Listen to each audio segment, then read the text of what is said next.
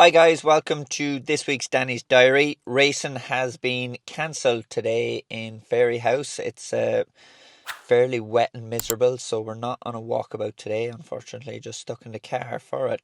But looking ahead to Sunday, I've got a good book of rides in Fairyhouse on Sunday. First one being Carabat for the McDonoughs. He had a good run in Wexford last day. Place down there, and hopefully off a nice-ish mark. I think 116 over hurdles.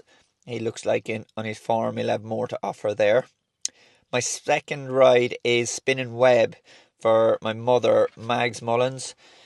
This fella's won well the last twice around Thurles on a bit of good ground. I think the rain coming for Fairyhouse, I wouldn't think ground conditions are going to suit up there. It'd be interesting to see how much rain falls overnight as well. With it being called off today, it's likely to be fairly soft in Fairyhouse. My next one in Fairyhouse is Spindleberry in the 2.5 mile Grade 1 Novice Chase. I think with ground conditions going soft, it's really going to suit her. Her run against Bioluminescence in Fairyhouse back in February, where she won that day, and yeah, I think it reads a fair bit of form with Bioluminescence, who had been placed behind Dancing City on a previous run.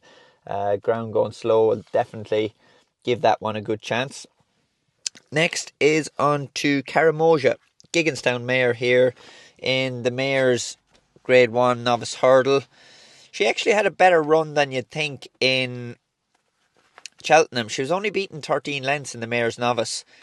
Behind, was it Air of Entitlement won that race, and I think a bit of slower ground would suggest would be a help to her, where Cheltenham was decent ground, and I think this back up and trip and slower ground, she's an each way chance in it. A little bit hard to beat the big Westerner in that one, but Karamoja an each way chance. And my final ride on Sunday is Kinbarra Hills for Crawford's, having its first run since Christmas. I think most likely to wait and see if there's market support behind this one. I haven't sat in it for Crawford, so yeah, hopefully get back on track and run well. Looking at my rides on Monday, Spreadbust Head makes his reappearance, and yeah, Spreadbust Head, a horse I won a maiden hurdle on around Navan, and went on later that season to be fourth in the Albert Bartlett. I thought it was quite a good run, and he looks in good shape at home, so if he can bounce back to his best, he could have a chance in that Grade 2. My next ride Monday, St. Sam runs in the 2.5 mile chase. St. Sam's a very consistent type, but there's probably another one that would have a ground question mark. He's won on soft ground, but got beat at Fairyhouse last year on heavy ground, so hopefully not too much rain, and by Monday it might have dried out a bit again. Paul rides Blood Destiny in the race, and although St. Sam has got the rating, I think ground is the question mark for him. Looking at Willie's runners in Plumpton on Sunday, he's got 4 in the hurdle: Absurd, Tunes of Aether, Daddy Longlegs and Sir Gerard. They've all got decent chances, but Dan Skelton is putting up a fair performance in the Battle for Trainers Championship, and Willie needs to make these races count.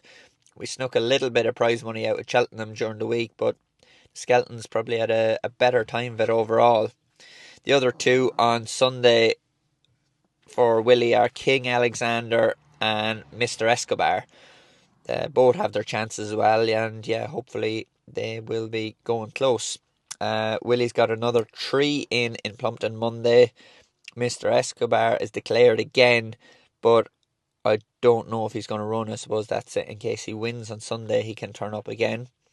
Emerald Poet runs in a £23,000 bumper, so that could be some nice prize money there were he to hit the frame. And Westport Cove goes in the valuable handicap chase. He looks fast enough, Westport Cove, and Plumpton should really play to his strengths.